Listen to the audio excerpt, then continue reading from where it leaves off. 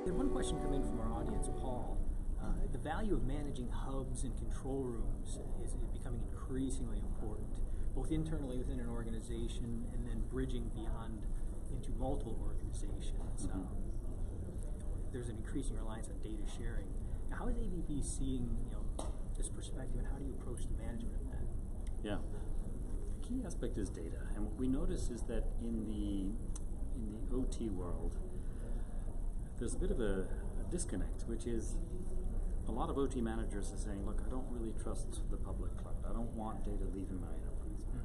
And the problem is, of course, that if you say, look, I don't want anything going out, then you're also probably missing out on innovations, latest progress in cloud technologies, AI technologies, or just being able to integrate your data with upstream and downstream systems, which would make your job easier.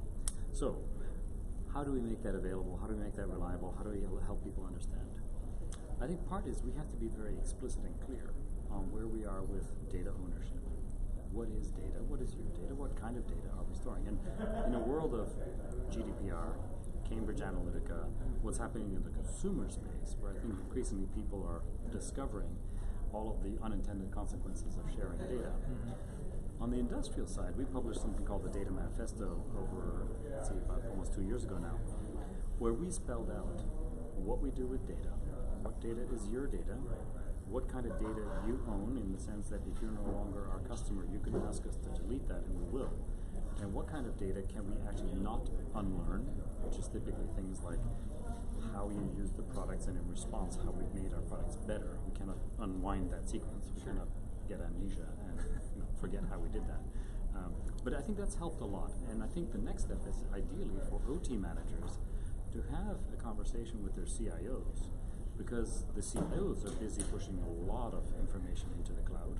But I think the IT side is a little bit ahead, because they've decided what is core, what is context, and they also have, in some sense, developed a greater understanding of the steps that the cloud providers are taking to protect your data. And I think in many cases, the cloud providers are doing a really good job stepping up their protection of your data. And we have to distinguish between what happens in the consumer space and what's happening in B2B. How do you approach that ever-present dissonance or perception of dissonance between the IT and the OT departments? Is that any suggestions there?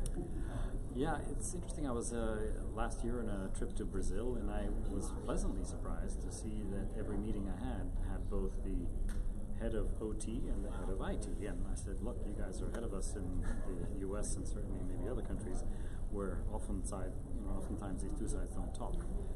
And so I think, ideally, there's really no overlap, or there's no concern that one is going to try and do the job of the other.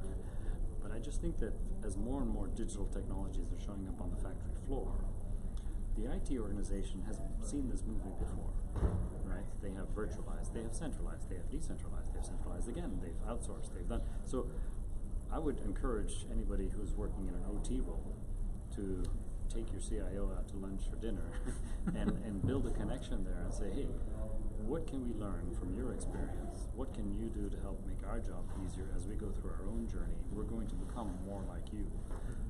How can we do this together?